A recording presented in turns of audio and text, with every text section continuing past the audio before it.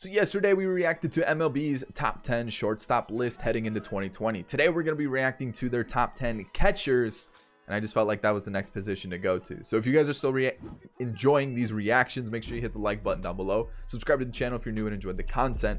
And as always, get in the comment section. Let me know where you agree, disagree, where you agree with me, where you disagree, and let me know who missed out on this list, because there's some pretty big names that missed out on this list that I definitely would have put in the top 10. If you missed last video, that shortstop video that I mentioned is going to be up here in the top corner. All social media links down below. Go and give them a follow. There's Twitter, Instagram, Snapchat. Just go follow them. What are you doing?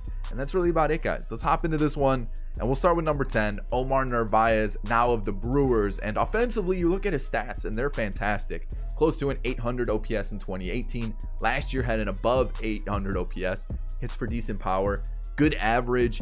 He's just a very good offensive catcher. Like, that's some good production for a catcher's number. The issue with him is he's just really not the best defensively behind the plate. He just doesn't have that catching ability that, say, you know, a Yasmani Grandal or JT Realmuto has, or Wilson Contreras, and that's what's bringing him down the list. And I can see why MLB has dropped him because of that. So for me, I can see him being number 10, but I think he could move up a couple spots as well. I could see him being like a number 7, maybe a number 6. So yeah, I can see him moving up for sure, just because of his offensive ability, because he's good with the bat. It's just fielding wise, he struggles.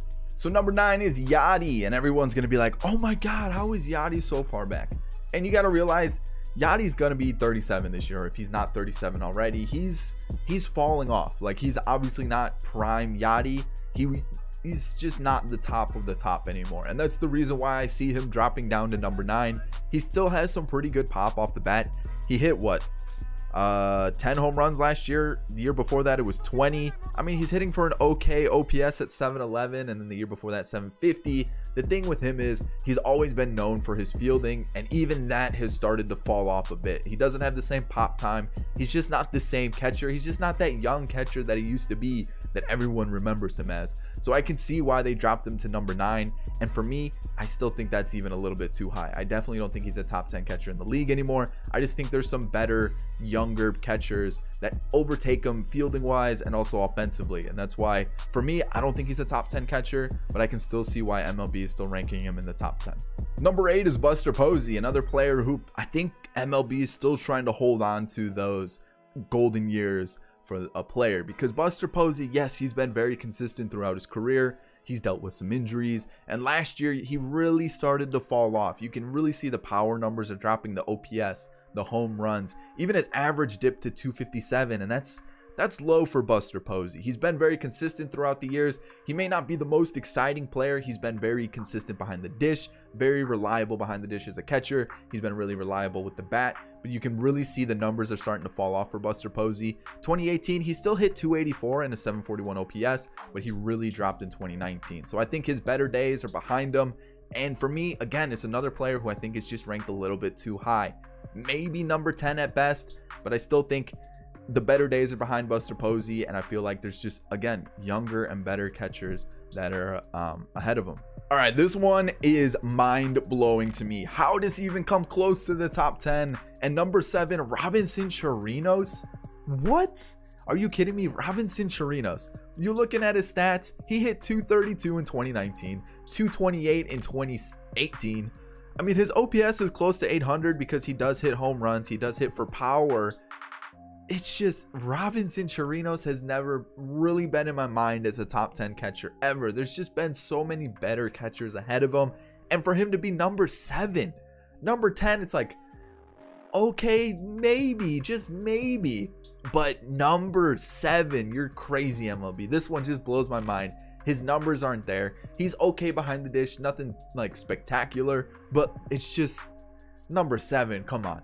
Number 6, we got the Mets catcher Wilson Ramos, and you look at his numbers and I like them. 845 OPS in 2018, 2019 he had a 745, so it dipped a little bit. Hits in the mid-teens for home runs, good average. He's solid behind the plate as well defensively, and I'm cool with him being number 6. He may not be a top catcher in baseball, but he's a very solid, very consistent catcher. He's only 31, and I know you're probably thinking, well, Buster Posey's 32. That's not much older, but Wilson Ramos is still putting up very consistent numbers, and he really hasn't had too many injury issues. And you look at Buster Posey, and they're already starting to think about moving him to first base just because of his injuries, and being behind the dish is just not the same. So Wilson Ramos, I like his numbers. At number 6, I think that's a good ranking for him. Number 5 is Gary Sanchez, and everyone knows Scary Gary. The thing with him is he hits bombs. Home runs, he had 34 last year. In 2018, his numbers were a little bit limited because of injuries, but still, he's putting up very, very good numbers. 2019, 841 OPS. Like I've mentioned, 34 home runs. The guy may not hit for the best of average, but he hits for a home run. He's a very good bat at the plate. He's scary. Another reason why he's scary is he's terrible behind the dish.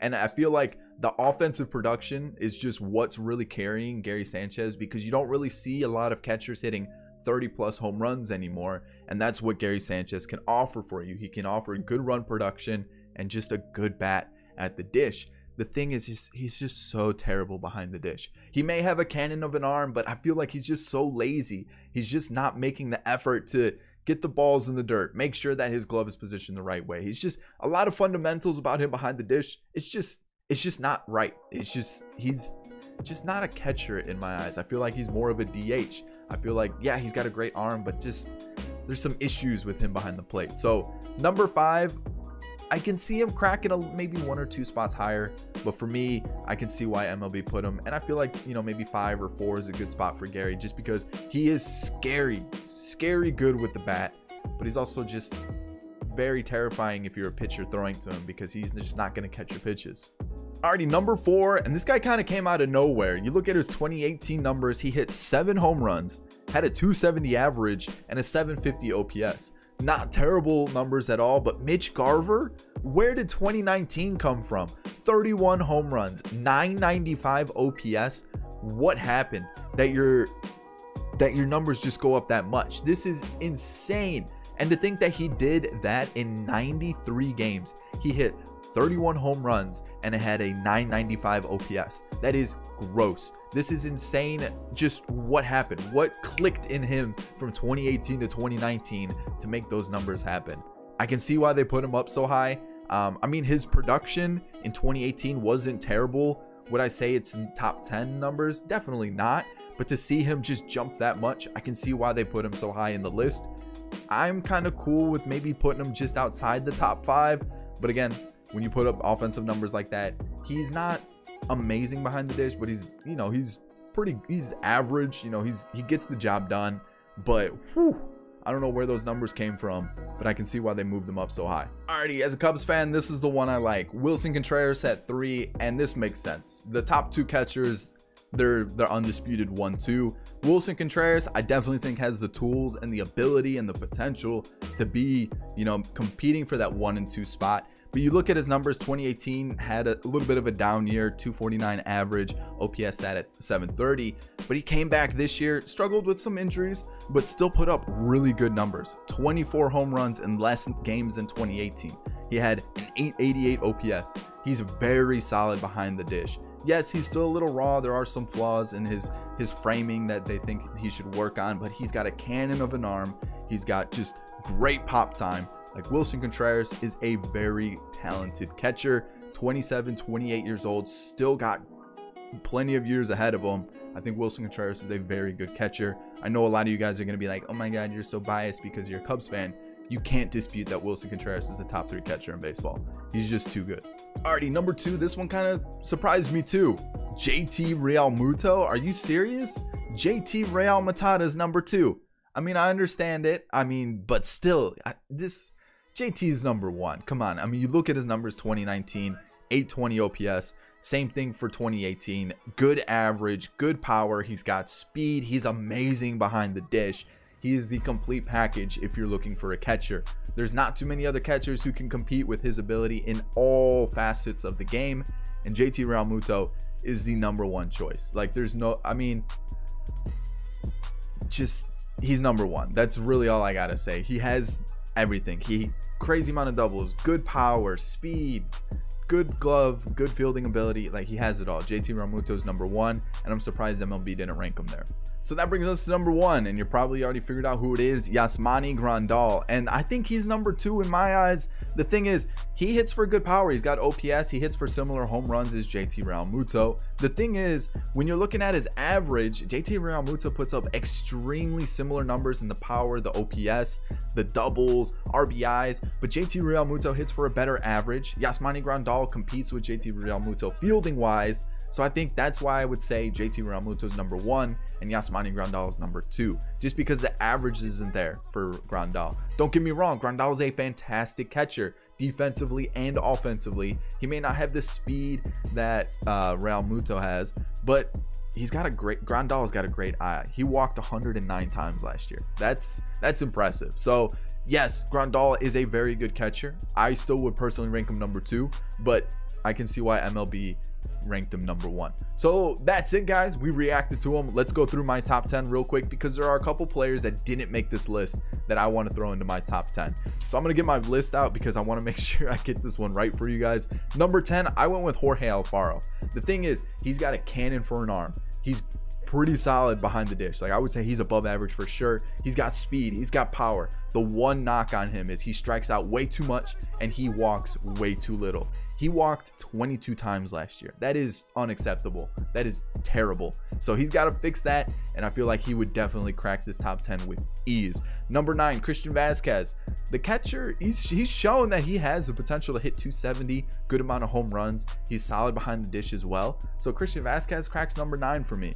Number 8, I put Omar Narvaez. Number 7, Mitch Garver, just because I feel like his numbers are just one season where he just popped off. So I need to see one more year where he can pop off again and do similar numbers to crack that top 5 for me. Number 6, I went with Wilson Ramos. Number 5, I'm gonna go for a guy that didn't play last year in Salvador Perez. He's just too good to leave off this list. I understand he didn't play, but it's Salvador Perez. Like, he is just a beast behind the dish. Offensively, defensively, he's just too good.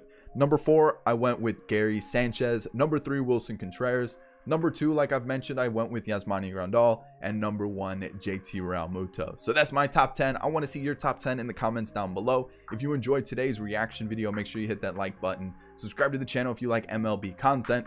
And that's it, guys. I'm going to leave 2 videos on screen, my most recent and also one that YouTube recommends you check out. If you haven't seen any of them, go and give them a watch. All social media links down below. Go and give them a follow. And I'll catch you all in the next video. Peace.